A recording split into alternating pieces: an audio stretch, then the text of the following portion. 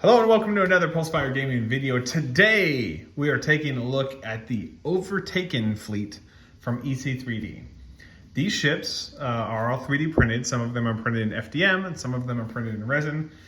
They were first made available in the EC3D Astra Nebula Kickstarter, but since then they've become available online as well at My Mini Factory. So if you wanted to pick up these ships, they're available to pick up.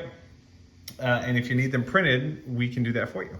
But let's get into the ships here. We're going to start smallest to largest for the Overtaken Fleet, and then we're going to talk about how we would present these in upcoming games for us. First of all, I want to show this station that's been overtaken, as it were. This was put up or printed in FDM after we scaled it up.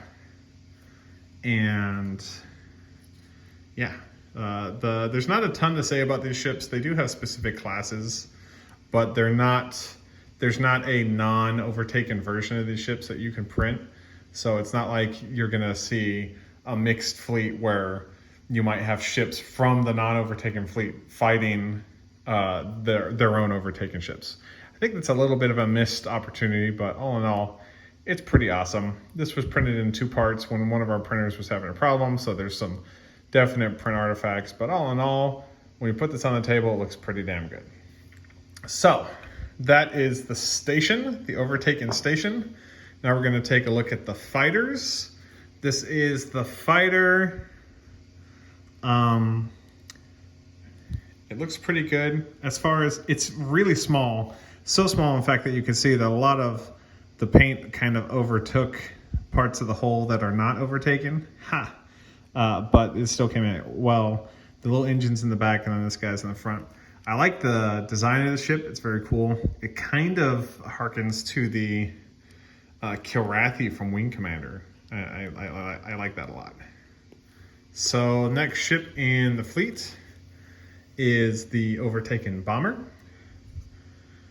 Overtaken Bomber has a very angular approach to it. The panel lining is really good. We primed these, this is printed in resin. We primed these white and then used Citadel's Astra Militarum gray contrast, and then Pro Acryl's transparent orange for the overtaken parts. We used Citadel's Tesseract Glow.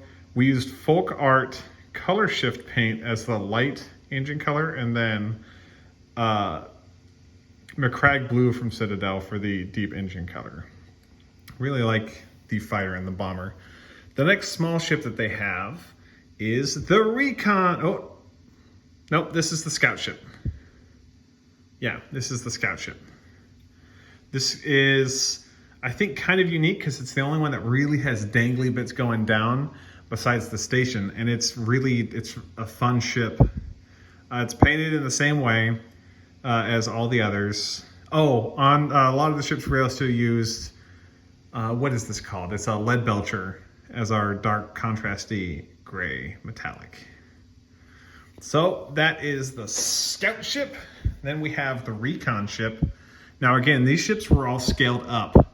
So if you printed them at their standard scale using the frankly pretty darn good stand system for EC3D, they would be smaller than this. This one was printed in resin. Yeah, it's a good looking ship.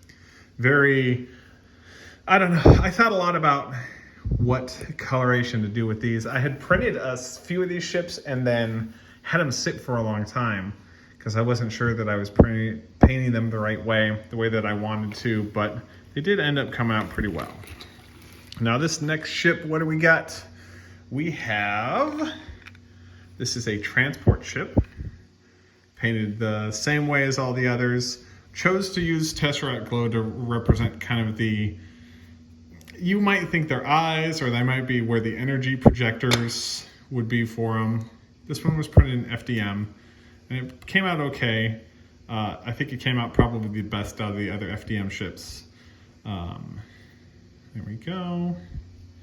And then moving on, the next ship we're going to take a look at is this guy in the back. So this guy is the first of the bigger ships. It is a supply ship, and it's very overtaken. Very little of the hull is left over. It has a lot of different little bulbous energy trajectory things on here. Very nice. This one was printed in resin. As you can see, it's hollowed out. Now, taking a look, I think the next ship in our sizing is, this is a frigate. So this was one that we didn't do a ton of detailing on. I figured since the ships aren't part of a fleet, they wouldn't have a super consistent paint style. So on this one, I left it kind of plain Jane. And on this one, this also had red on it, and then we bathed it in kind of a two different shading. We did our own kind of Gnome oil knockoff, thanks to Guy from Midwinter Minis for that recipe. And then we did a, what's it called? The Ajax Earth Shade on the flesh tone. You could also have do, if you were replicating this print or this painting, you could probably use, what's the other one? The Reichland Flesh Shade would be a good one, because it's, you know, the orange bits are supposed to be fleshy.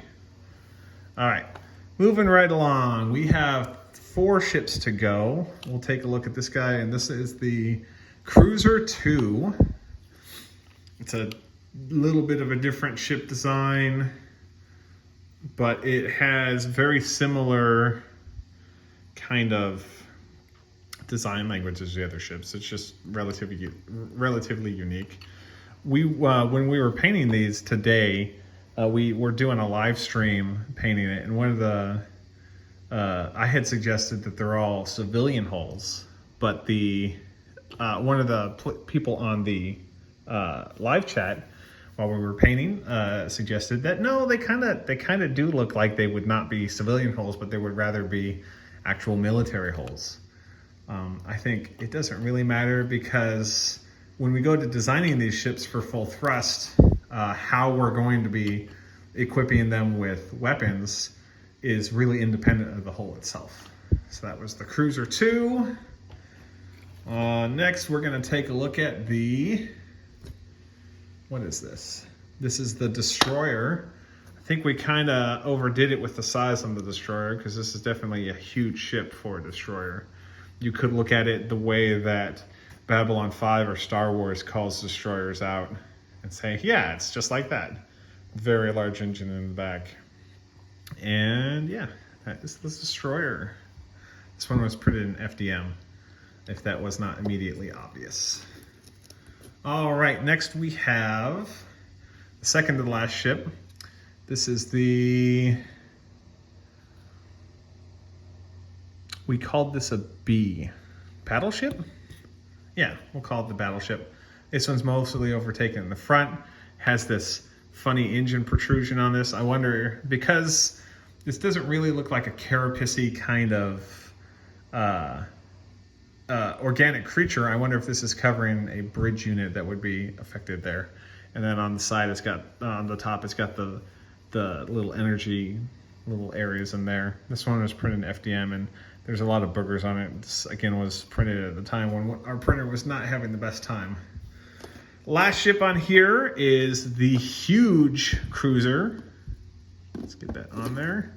The huge Cruiser has big, meaty panels on it, a very large engine hulk on it. It's a very cool looking ship, all in all, and it was fun to paint. This was one that we painted today on our live stream with a few of the others. So, now that we have the Overtaken Fleet kind of detailed, let's talk about ship design real quick. I think one of the best parts of full thrust is being able to design your own vessels and have them equipped with what you would want on the field. We're gonna split this 2 ways. First of all, we're gonna say that the base ship has its own hull that's determined by the base ship, the actual the original ship before it was overtaken, and the engines, the thrust or the main drive engines are going to be static. So they're whatever they were before they were overtaken. I'd say most of these ships I would put at a 4 or a 3. I think the idea of kind of a slower vessel creeping towards you in this fleet of taken over parasitic creatures that have taken over ships is kind of scary. So slower ships might be the way to achieve that. But we're going to borrow from Fleet Book 2, published by Ground Zero Games and written by John Tuffley. We're going to call that the overtaken parts of these ships would be the Savasku. So the Savasku have organic ships that have like a power distribution way of processing their vessels. It talks about in Fleet Book 2, I'll show it here real quick. They go over the ship design process. So we're going to skip the hull integrity value and say that there's just a stock hull integrity. That might mess it up a little bit, but I think where we would call the biomass to be distributed between systems, we're going to call that the carapace. We're going to remove the power generators. We're going to skip the main drive node and the FTL node. And then we're going to use the carapace to determine where you would set up things like the Stinger nodes, the pod launchers, and the launch pods. We're going to say that the specules for PDS and the Cortex nodes for fire control systems are all part of that. But we're going to skip things like the screen node and the drive nodes. I think all in all that would make for a fun mix on here where you can say, well, you know, I'm going to apply a certain pound of the carapace to actual like armor, or you could apply a bit of it to like Stinger nodes to represent this, or maybe fighters can come out of here.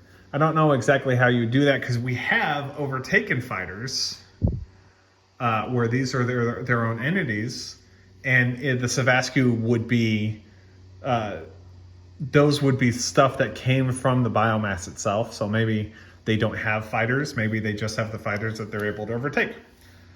All in all, though, that's my basic idea for designing full thrust SSDs for the Overtaken Fleet. These ships were very fun, very easy to print and paint, and we were happy to do them. And we hope you liked the video. If you do, feel free to subscribe. If you're interested in buying prints for either the stands that we use, the ships, feel free to contact us, and there's a link in the description down below.